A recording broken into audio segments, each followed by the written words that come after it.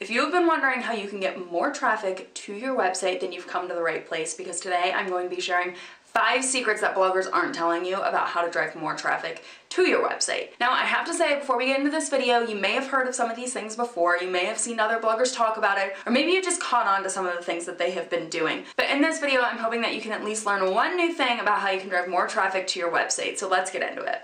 Hey guys, what is up and welcome back to my channel. If you are new here, I am Cathrin, the creator of The Content Bug, and I'm here to help you follow your passion by growing your audience online.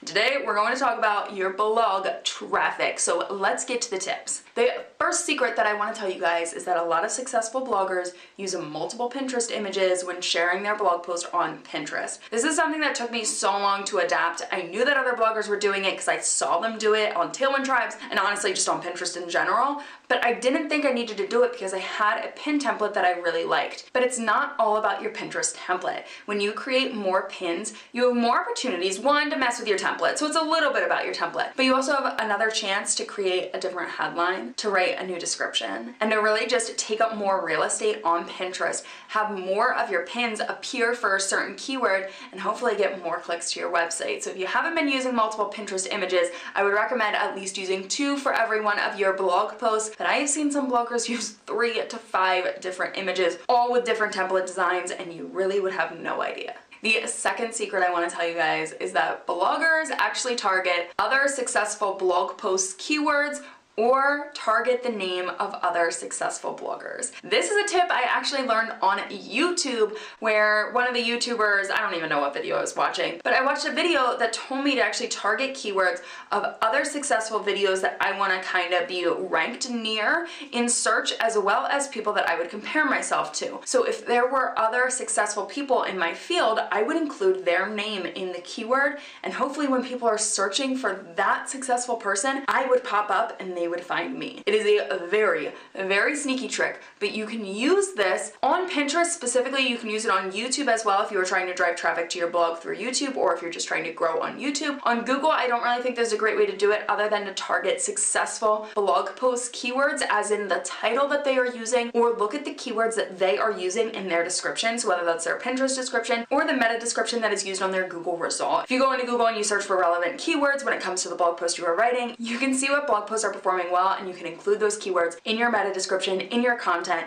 maybe even in the title of your blog post. So target other keywords that are working well for other people, and it may end up working well for you. Now, kind of similar to that, successful bloggers spend a lot of time thinking of click-worthy headlines, whether that be actually the headline of the blog post or what they're going to include on the Pinterest image or Twitter image or Facebook image. You want to make sure that the title that you are reading is click-worthy, and sadly, some bloggers do use a little bit of clickbait to get people to read their blog posts. I first started doing this a long time ago, honestly, when I was writing my monthly reviews. I was writing monthly reviews every single month when I first launched my blog, and the second month I did it, my title was How I Gained 1.1 thousand Followers on Instagram in a Month. And really, in that blog post, only the tiniest little section was about that, but I titled the blog post that, and it got buku traffic to the point where I ended up completely rewriting that blog post to revolve around Instagram, because I knew it was just kind of like a clickbait worthy title, and only a small chunk of the blog post actually talked about what was the title of the post, so I decided to revamp it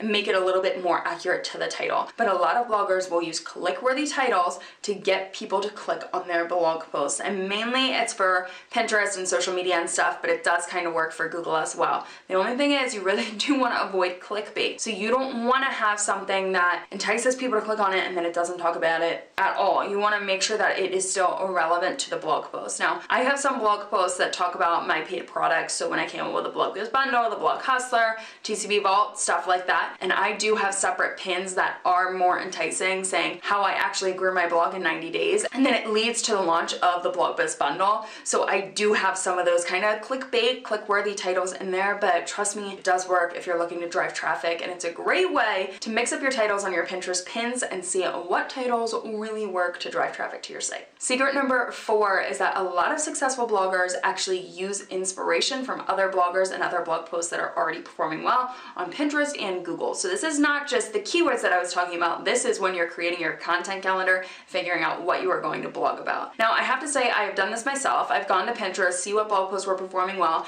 and created kind of a variation of that, a little bit of a spin-off. Now, I have also had this happen to me. So I wrote a blog post, how I grew my Pinterest from 7K to 100K Pinterest monthly viewers in 2 months. That blog post has gotten copied more times than I can honestly count. I have seen so many different renditions of it on Pinterest because I have received, I think I'm over 13,000 shares just on that one blog post. It is my most successful blog post. It has done very, very well on Pinterest, and other people see that and they are copying my idea. I'm not mad at other people copying my idea because honestly, I'm sure that I wasn't the only one that did this idea. A lot of people have done how they grew on a variety of different platforms. I mean, I've done it on Instagram, I've done it on Pinterest, and I'm sure I'm going to do it again. So I'm not mad at anyone for copying my idea and honestly using the direct headline that I used, but I think there is a way to use other people's blog posts that are successful as inspiration when you are creating your content calendar and kind of figuring out what keywords you really want to target, of course, as well as what content you want to create. Content that has been helpful for other people, not only to drive traffic, but to inform their audience, to help educate their audience. That's what you really need to think about. What does your audience actually want to see,